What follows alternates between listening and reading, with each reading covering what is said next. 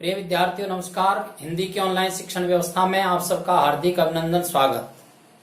देखिए, हमारा प्रकरण चल रहा था स्वर संधि, और स्वर संधि में भी स्वर संधि का तीसरा भेद हम पढ़ रहे थे, वृद्धि स्वर संधि। ये स्वर संधि का तीसरा भेद है। और जब भी हम स्वर संधि पढ़ते हैं तो प्रारंभ मूल स्वर से करते हैं। मूल स्वर कितने हैं? 5, ए, ई, उ, री, ली। इन 5 स्वरों से 11 स्वर बनने की जो प्रक्रिया है वही स्वर संधि है, और उसी के आधार पर स्वर संधियों के भेद किए गए हैं। कैसे किए गए हैं? ए, ई, उ, री, ली, ये ह्रीस्व स्वर हैं। इन ह्रीस्व स्वरों के सामने यदि ह्रीस्व स्वर ए, ई, उ, री, ली आ जाते हैं तो क्रम से आ, ई, उ, री, ली ये प्राप्त होते हैं, और इनको कहते हैं दीर्घ स्वर। क्या कहते हैं? दीर्घ स्वर कहते हैं। इस दीर्घ स्वर बनने की प्रक्रिया का नाम ही दीर्घ स्वर संधि है। इसको आप समझ लीजिए। ए के सामने ए आने से, ई के सामने ई आने से, उ के सामने उ आने से, री के सामने री आने से, और ली के सामने ली आने से आ, ई, उ, री बनने की प्रक्रिया का नाम दीर्घ स्वर संधि है। अब दूसरा देखिए, इस ए आ के सामने यदि शेष जो स्वर हमें प्राप्त हुए हैं, ह्रीस्व स्वर ये आ जाते हैं, तो हमें गुण स्वर प्राप्त होते हैं। कौन से स्वर प्राप्त होते हैं? गुण स्वर। और गुण स्वर कौन है? ए, ओ, ये गुण स्वर हैं, ये प्राप्त हो जाते हैं। और इन गुण स्वर प्राप्त होने की प्रक्रिया का नाम ही गुण स्वर संधि है। यदि इसमें 2 स्वर और प्राप्त होते हैं, एक अर प्राप्त होता है और एक अल प्राप्त होता है, लेकिन उनका जिक्र हम यहां नहीं इसलिए कर रहे हैं क्योंकि ये स्वरों में सम्मिलित नहीं है, संधि में तो पढ़ेंगे। अब तीसरी जो स्थिति बनती है वो क्या है? इस ए आ के सामने इन स्वरों के आने से गुण स्वर प्राप्त हो गए। इन गुण स्वरों के आ जाने से ए आ के सामने गुण स्वरों के आ जाने से, अर्थात ए या ओ के आ जाने से क्रम से आई और औ प्राप्त होता है। इनको कहते हैं वृद्धि स्वर। क्या कहते हैं? वृद्धि स्वर।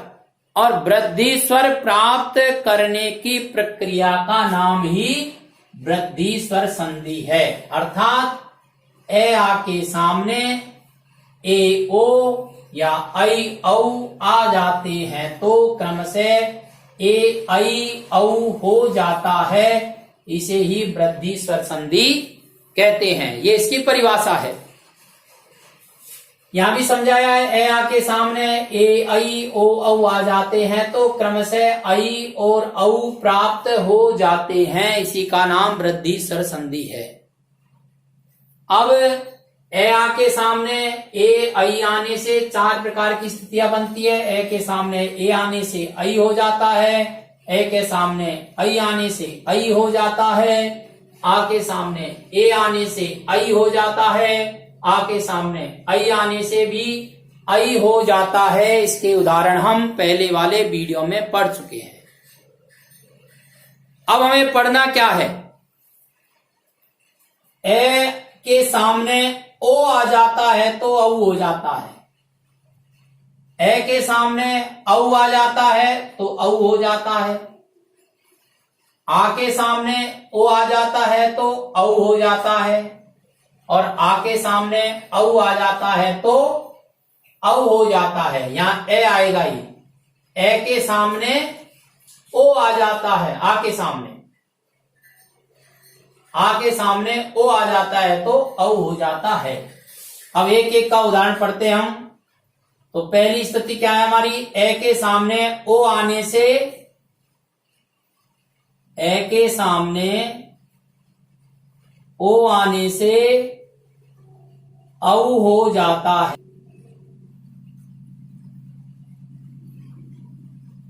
जल प्लस ओध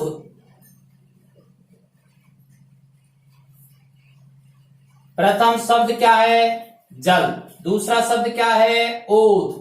जल का अंतिम वर्ण कौन है? ल। ल में क्या मिला हुआ है? ए। ओध का प्रथम वर्ण कौन है? ओ। ए के सामने ओ आ जाता है तो औ हो जाता है। कौन सी संधि है? वृद्धि स्वर संधि है। शब्द कैसे बचा था? जय, ल हलंत हो गया और औ इधर आ गया, इसलिए ध बचा। अब मिलाइए आप, जय, ल में औ मिलेगा इसलिए लव हो जाएगा और ध। जलौध, जलौध शब्द हो जाएगा। क्या शब्द हो जाएगा? जलौध शब्द हो जाएगा। दूसरा उदाहरण देखिए आप इसका, जल प्लस ओक, जय प्लस ले हलंत प्लस ए। जय में क्या मिला हुआ है? ए मिला हुआ है। ओ प्लस कै को खोल नहीं रहे अपन, समझ में आ गया हमारे?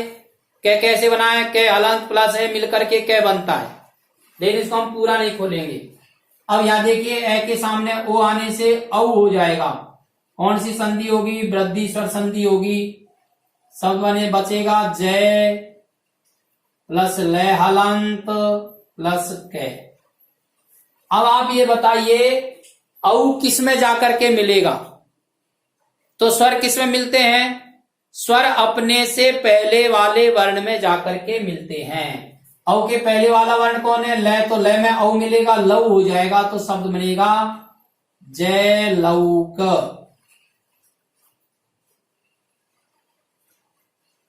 दूसरी स्थिति क्या है?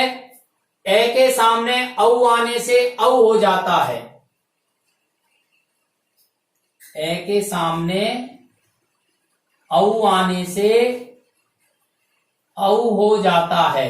इसके उदाहरण देखिए आप, वन प्लस औषध।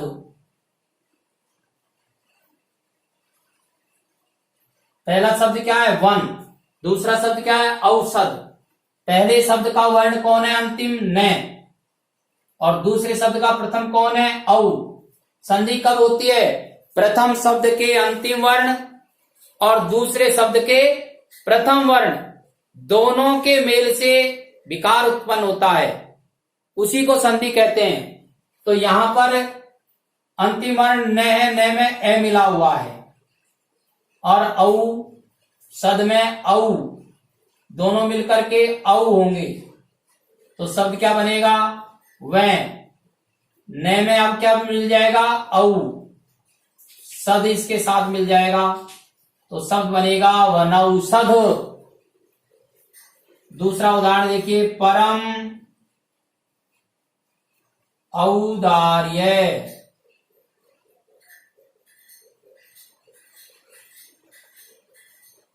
अब इसको पूरा खोल लेते हैं। पे रे में हलंत ए औ और दार्य को मैं एक साथ लिख देता हूं, समझ में आ रहा है आपके? दार्य। ए और औ मिलकर के संधि होगी औ। कौन सी संधि होगी? वृद्धि स्वर संधि होगी। अब देखिए शब्द कैसे बनेगा? पे रे में हलंत औ दार्य। अब मिलाओ आप, औ किस में जाकर के मिलेगा? अपने से पहले वाले वर्ण में जाकर के मिलेगा। पहले वाला वर्ण कौन है? मैं में मिलेगा, तो मैं क्या हो जाएगा? औ हो जाएगा। तो शब्द क्या बनेगा? पे रे मऊ दार्य, परमौदार्य। अब तीसरी स्थिति देखिए, आ के सामने ओ आने से औ हो जाता है। आ के सामने ओ आने से औ हो जाता है, ये पहली स्थिति है, ये दूसरी स्थिति है और ये तीसरी स्थिति है।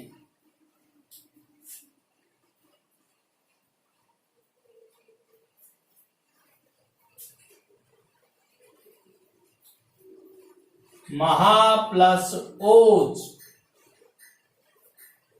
मैं, है में से बाहर क्या कर लिया हमने, औ जय को पूरा खोलने की आवश्यकता है क्या, नहीं है। आप पहले से ही जानते हैं जय में हलंत लगेगा और ऐसे बाहर निकलेगा। अब संधि कहां हो रही है, आ के सामने ओ आने से औ हो जाता है। कौन सी संधि है, वृद्धि स्वर संधि है। तो शब्द क्या बचता है फिर अपने पास में, मैं, औ जय। औ किस में जाकर के मिलेगा, है में मिलेगा। क्यों, स्वर हमेशा अपने से पहले वाले वर्ण में ही जाकर के मिलता है। तो औ है में मिलेगा, मैं, औ जय, ऐसे शब्द बनेगा महूज। अब चौथी स्थिति और देख लीजिए आप। चौथी स्थिति में क्या है, आ के सामने औ आने से औ हो जाता है। ये चौथी स्थिति, आके सामने औ आने से औ हो जाता है। इसका उदाहरण देखिए,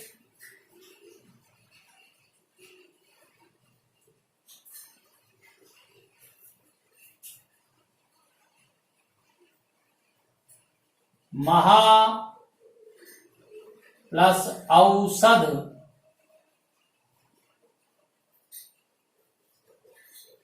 विश्लेषण करते हैं।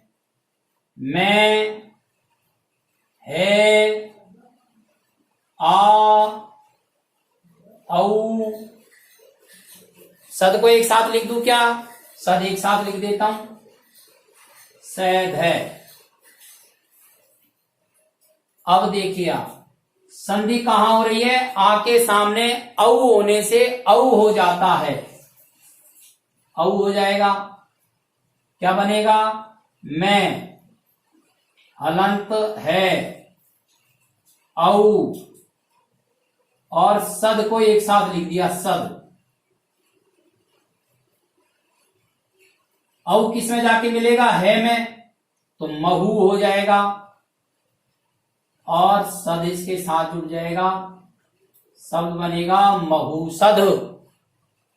इस प्रकार से ए के सामने ओ आने से, ए के सामने औ आने से, आ के सामने ओ आने से और आ के सामने औ आने से क्रमशः औ हो जाता है और इसका नाम है वृद्धि स्वर संधि। इस प्रकार यह स्वर संधि का तीसरा भाग हमारा यहां पूरा हो जाता है, वृद्धि स्वर संधि का। अब इससे आगे की जो संधि है उसका हम अध्ययन अगले वीडियो में करेंगे। आप इसका स्क्रीनशॉट ले लीजिए और समझने की दृष्टि से कम 2 बार इस वीडियो को आप अवश्य सुने। शिक्षण के वीडियो आपके पास आते रहें, इसके लिए आप इसे सब्सक्राइब करें। धन्यवाद।